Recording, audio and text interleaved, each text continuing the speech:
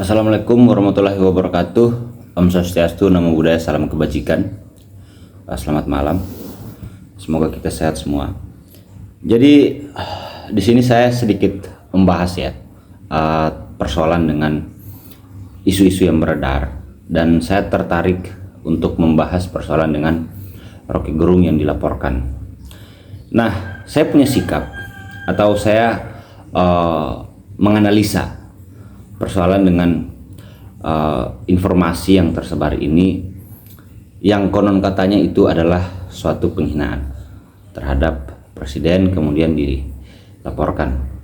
Mungkin itu secara kelembagaan atau secara individu, itu mungkin masih dalam tahap penyelidikan kepolisian.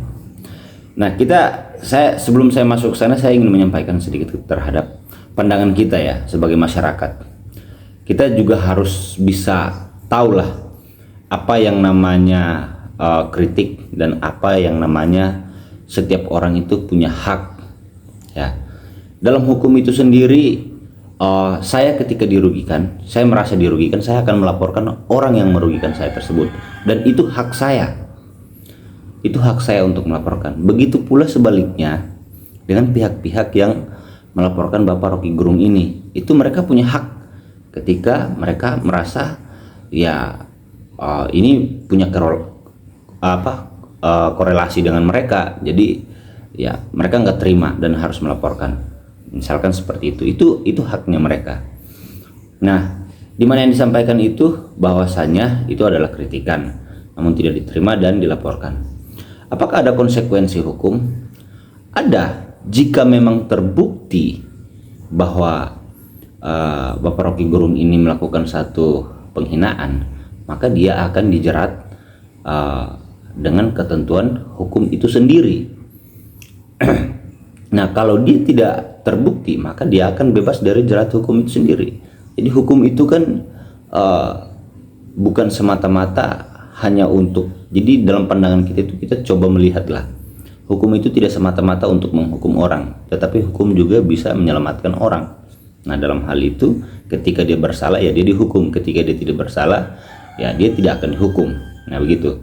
Jadi kalau misalkan mereka melaporkan, ya itu haknya mereka, dan perintah undang-undang ketika laporan itu masuk ke lembaga kepolisian, maka polisi harus memeriksa dan menerima. Nah, kita juga jangan beranggapan bahwa polisi seharusnya menolak. Oh, tidak seperti itu. Polisi kalaupun dia menolak, dia harus punya dasar yang konkret. Karena kalau tidak punya dasar, berarti dia tidak bisa menolak satu laporan tersebut. Karena ketika perkara itu disodorkan, ya itu akan ditindaklanjuti. Entah itu nanti diselesaikan secara litigasi ataupun non litigasi, yaitu tergantung. Maka dari saya, kalau misalkan saya punya sikap ya objektif lah terhadap hukum yang berlaku saat ini dan tujuan hukum itu sendiri.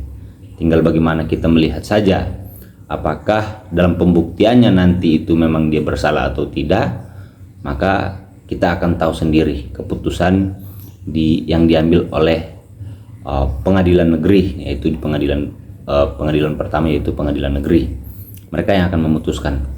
Kalau diselesaikan secara litigasi, yaitu secara diselesaikan secara koridor hukum itu sendiri, saya itu sampai di tingkat pengadilan. Nah, kira-kira begitu. Jadi kalau misalkan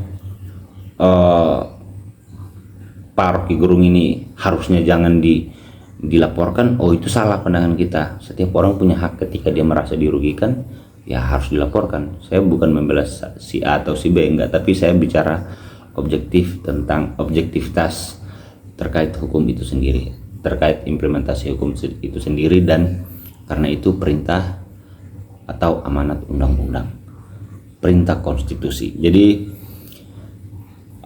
mungkin itu yang saya sampaikan persoalan dengan kasus Rocky Gerung saat ini. Wassalamualaikum warahmatullahi wabarakatuh.